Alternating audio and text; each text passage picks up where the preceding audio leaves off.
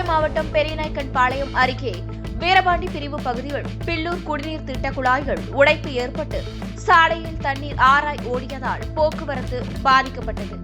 கோவை மாவட்டம் மேட்டுப்பாளையம் அருகே உள்ள பவானி ஆற்றில் இருந்து குடிதண்ணீர் எடுத்து கோவை மாநகர் மற்றும் அதன் வழியோர கிராமங்களுக்கு குடிநீர் தண்ணீர் வழங்கப்பட்டு வருகிறது. இதற்காக பவானி ஆற்றிலிருந்து கோவை பெரியநாயக்கன்பாளையம் துடியலூர் வரை சாலை ஓரத்தில் ராட்சத குழாய்கள் அமைக்கப்பட்டு உள்ளது. இந்த நிலையில் அந்த குழாய் அமைந்துள்ள வீரபாண்டி பகுதிகள் சாலை நடுவே திடீரென உடைப்பு ஏற்பட்டு தண்ணீர் ஆறாய் ஓடியதால் போக்குவரத்து பாதிக்கப்பட்டது.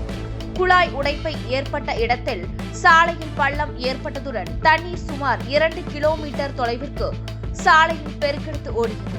இதனால் அந்த சாலை வழியாக சென்ற வாகனங்கள் மாற்றிவிடப்பட்டு உடைப்பை சரி செய்யும் பணி தொடங்கியுள்ளது. திடீரென குழாய் உடைப்பால் பல லட்சம் லிட்டர் தண்ணீர் வீணானது குறிப்பிடத்தக்கது.